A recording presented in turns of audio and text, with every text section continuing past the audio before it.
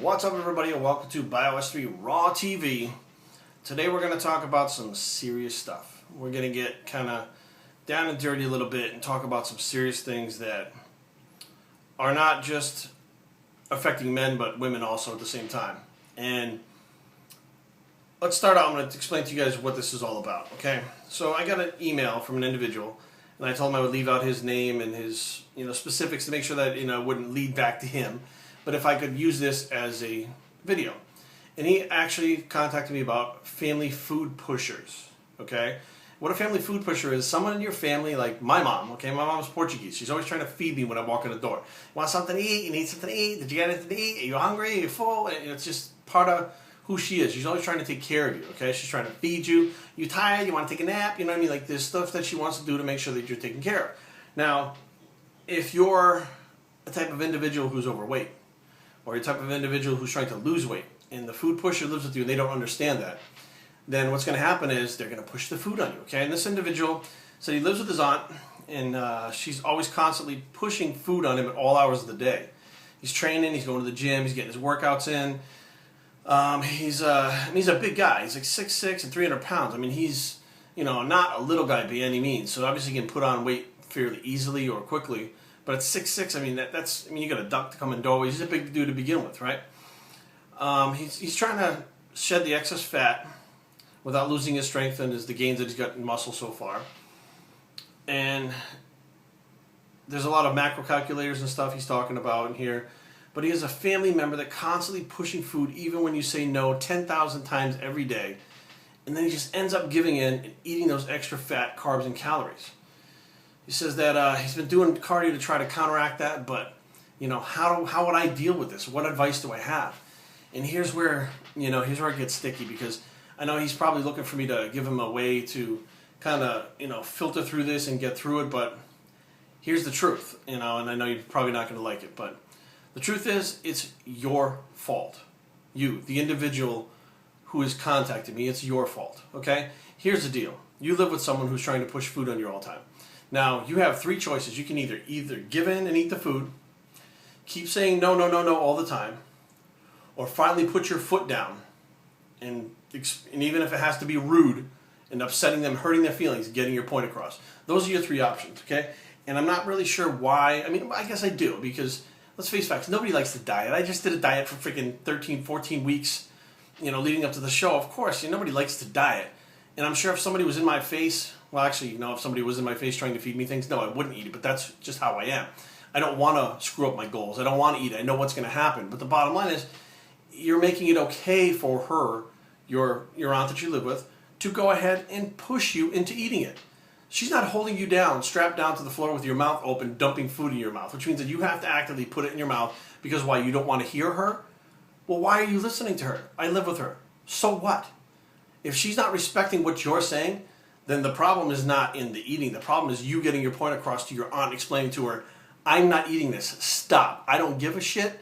If you got to be rude, you got to put your foot down however you want. You may not like the advice I'm giving you, but if you don't, here's what's going to happen.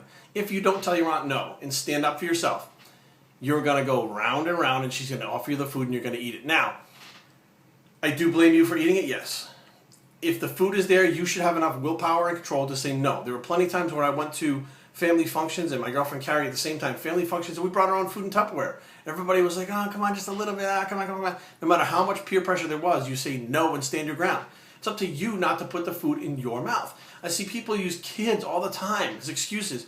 Well, I have kids, and we gotta have these foods around for the kids, and we got the kids, so we stopped at McDonald's, so I just had something there with them, and it's always the kids. There's an excuse all the time as to why you're shoving the food in your mouth. You have kids. Your aunt is forcing you. These are excuses that you're giving yourself to fail because you don't want to eat the diet food. You don't want to stay on the diet. You want to eat the shit food, or you want to eat that fatty food, or the huge caloric and plus foods that your family's making, and you're using the excuse of all these things. You have control over you. You are the one who decides what you put in and out of your body. You can feed your kids a healthy lifestyle round the clock and have only healthy foods in the house. What's your excuse going to be then? Why don't you do that? Why are you feeding at McDonald's? Oh, well, it's fast. There's plenty of other fast things that you can do. You can give them some broccoli. You can give them, there's so many things that you can do that I can't even think offhand how many things there you can do to not have to stop at McDonald's. But the point is, you probably want the McDonald's.